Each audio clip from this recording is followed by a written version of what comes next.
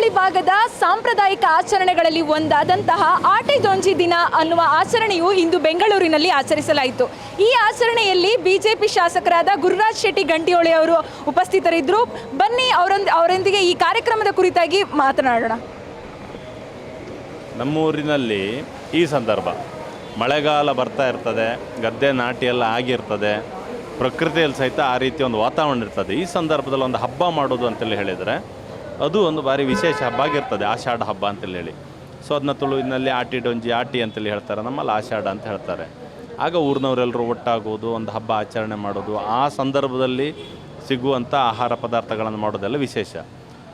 ಊರಿನಿಂದ ಹೊರಗೆ ಬಂದು ಬದುಕು ಕಟ್ಟಿಕೊಂಡಂಥವರು ಬೆಂಗಳೂರಲ್ಲಿ ಮುಂಬೈಯಲ್ಲಿದ್ದವರು ಊರಿನವ್ರನ್ನೆಲ್ಲ ಒಟ್ಟು ಮಾಡಿ ಈ ಕಾರ್ಯಕ್ರಮ ಮಾಡಿರ್ತಾರೆ. ಆಟಿಡೊಂಜಿ ದಿನ ಅಂತ ಕಳೆದ ವರ್ಷವೂ ಬಂದಿದೆ, ಇವತ್ತು ಬಂದಿದ್ದೇನೆ, ಯಾವಾಗಲೂ ಬರುವುದೇ. ಏನು ಕೇಳಿದರೆ ಊರಿನವರೆಲ್ಲರೂ ಒಟ್ಟಾಗೋದು, ಆ ಊರಿನ ವಾತಾವರಣನ ಇಲ್ಲಿ ನೆನ್ಪು ಮಾಡ್ಕೊಳ್ಳೋದು, ಅವರ ದಿನಗಳನ್ನು ನೆನ್ಪು ಮಾಡ್ಕೊಳ್ಳೋದು, ಅದು ಭಾರಿ ಖುಷಿ.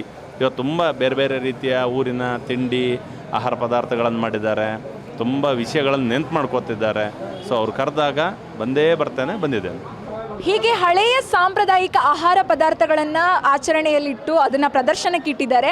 ಈಗ ರಾಜ್ಯದೆಲ್ಲೆಡೆ ಕೆಮಿಕಲ್ ಪದಾರ್ಥಗಳು ಅಥವಾ ಇನ್ನೇನೋ ಮಿಕ್ಸ್ ಮಾಡಿರುವಂಥ ಪದಾರ್ಥಗಳ ವಿಷಯಗಳು ಹರಿದಾಡ್ತಾ ಇದೆ. ಅದರ ಮಧ್ಯದಲ್ಲಿ ಹಳೆಯ ಸಾಂಪ್ರದಾಯಿಕ ಪದಾರ್ಥಗಳ ಕುರಿತಾಗಿ ಇವರು ಪ್ರದರ್ಶನಕ್ಕೆ ಇಟ್ಟಿದ್ದಾರೆ. ಇದ್ರ ಬಗ್ಗೆ ನಿಮ್ಗೆ ಏನು ಅನಿಸುತ್ತೆ ಸರ್? ನಮ್ಮ ಹಿಂದಿನ ಆಹಾರ ಪದಾರ್ಥಗಳಲ್ಲಿ ಖಾಲಿ ಸಮಯ ಅಂತ ಹೇಳ್ತಾವಲ್ಲ, ಯಾವ್ಯಾವ ಕಾಲದಲ್ಲಿ ಯಾವ್ಯಾವ ತಿನ್ನೋದು ಅನ್ನೋದ್ರ ಜೊತೆಗೆ ಯಾವ್ಯಾವ ಊರಿಗೆ ಏನು ಅಂತ ಇರ್ತದೆ. ಈಗ ನಮ್ಮೂರಿನಲ್ಲಿ ಸೆಕೆ ಜಾಸ್ತಿ, ಮಳೆ ಜಾಸ್ತಿ, ನಮ್ಮಲ್ಲಿ ಸಿಗುವಂಥ ಆಹಾರ ಪದಾರ್ಥಗಳು ಆ ವಾತಾವರಣಕ್ಕೆ ಸರಿಯಾಗಿರ್ತದೆ. ನಾವೀಗ ಕೆಮಿಕಲ್ ಅನ್ನೋದಕ್ಕಿಂತ ಪ್ಯಾಕ್ಡ್ ಐಟಮ್ಸ್ ಅಂತ ಹೇಳೋದು ಕಾಮನ್ ಆಗಿ ಕೊಡ್ತೇವೆ, ಆದರೆ ಎಲ್ಲ ಊರಿಗೂ ಎಲ್ಲ ಸೂಟ್ ಆಗಿರೋದಿಲ್ಲ. ಸೊ ಆರೋಗ್ಯಕ್ಕೂ ಸಹಿತ ಸರಿಯಾದಂಥ ಆಹಾರ ಪದಾರ್ಥಗಳು ಅಲ್ಲಿರ್ತವೆ. ಆದರೆ ಒಂದು ಜನ್ರೇಷನ್ ಅದನ್ನು ತಪ್ಪಿ ಹೋಗ್ತಾ ಇದೆ. ಈ ಕಾರ್ಯಕ್ರಮ ಮಾಡೋ ಮೂಲಕ ಅದರದ್ದು ಮಹತ್ವ ಮತ್ತು ಅದರ ರುಚಿ ಬಾಯಿಗೆ ಬಿದ್ದರೆ ಮಾತ್ರ ರುಚಿ ಅಂತ ಗೊತ್ತಾಗೋದಲ್ಲ. ಸೊ ಅದನ್ನು ಮಾಡಿ ತೋರಿಸ್ತಾ ಇದ್ದಾರೆ.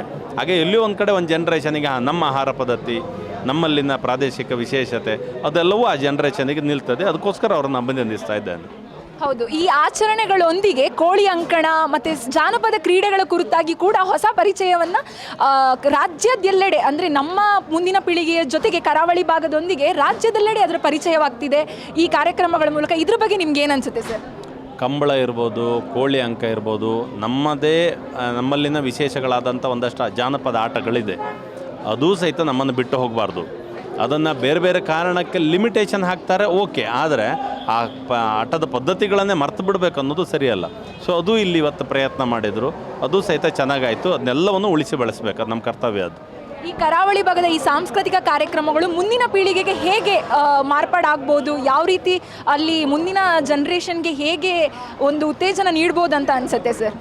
ಈಗ ಇಲ್ಲಿಗೆ ಬಂದ ಮೇಲೆ ಅವನು ಬೆಂಗಳೂರಿಯನ್ನಂತ ಆಗಿಬಿಟ್ಟ.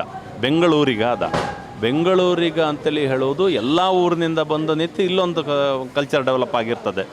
ಆದರೆ ಕೊನೆಗೂ ಅವನಿಗೆ ನನ್ನ ಊರು, ನನ್ನ ಪದ್ಧತಿ ಬೆಂಗಳೂರಿಗನಾಗಿರೋದ್ರ ಜೊತೆಗೆ ನನ್ನ ಊರಿನ ಕಲ್ಚರಿಗೂ ನಾನೇ ಹೊಣೆಗಾರ, ಅದನ್ನು ಮುಂದುವರಿಸಬೇಕಾದ ನಾನೇ ಅನ್ನುವಂಥದ್ದೊಂದು ಜವಾಬ್ದಾರಿ ಇಲ್ಲಿ ಮನಸ್ಸಿಗೆ ಕೂತ್ಕೊಂಡ್ರೆ ಆಗ ಅವನ ಅಗತ್ಯ ಆ ಊರಿನ ವಿಷಯಕ್ಕೆ ಗೌರವ ಕೊಡ್ತಾನೆ. ಬೆಂಗಳೂರಿನಲ್ಲಿ ಎಷ್ಟು ಜವಾಬ್ದಾರಿ ಇದೆಯೋ ಈ ಊರಲ್ಲಿ ದುಡಿದು ಈ ಊರಿನಲ್ಲಿ ಅನ್ನ ತಿಂದು, ಅದೇ ರೀತಿ ಊರಿನ ಆ ಕಲ್ಚರ್ ಮುಂದುವರಿಲಿಕ್ಕೆ ತಾನೇ ಜವಾಬ್ದಾರ ಅನ್ನೋದು ಇಲ್ಲಿ ಮನಸ್ಸಿನಲ್ಲಿ ಕೂತ್ಕೊಳ್ತದೆ. ಅಂಥ ವಾತಾವರಣ ಸೃಷ್ಟಿ ಮಾಡಿದ್ದಾರೆ ಇಲ್ಲಿ. ಸೊ ಇದು ಭಾರಿ ಇಂಪಾರ್ಟೆಂಟ್ ಇದೆ. ಕೇಳಿದ್ರಲ್ಲ ವೀಕ್ಷಕರೇ, ಕಾರ್ಯಕ್ರಮದಲ್ಲಿ ಭಾಗಿಯಾಗಿದ್ದಂಥ ಗುರುರಾಜ್ ಶೆಟ್ಟಿ ಗಂಟಿಹೊಳಿ ಅವರು ಈ ಕಾರ್ಯಕ್ರಮದ ಕುರಿತಾಗಿ ಮತ್ತು ಮುಂದಿನ ಪೀಳಿಗೆಗೆ ಸಂಬಂಧಪಟ್ಟ ಹಾಗೆ ಯಾವ ರೀತಿ ಮಾಹಿತಿಯನ್ನು ನೀಡಿದ್ರು ಅಂತ. ಕ್ಯಾಮ್ರಾಮ್ಯಾನ್ ಗಿರಿಬಾಬು ಉಚ್ತರ್ ಜೊತೆ ಶರ್ಮಿ ಶೆಟ್ಟಿ. ಗ್ಯಾರಂಟಿ ನ್ಯೂಸ್, ಸುದ್ದಿ ಖಚಿತ, ನ್ಯಾಯ ನಿಶ್ಚಿತ.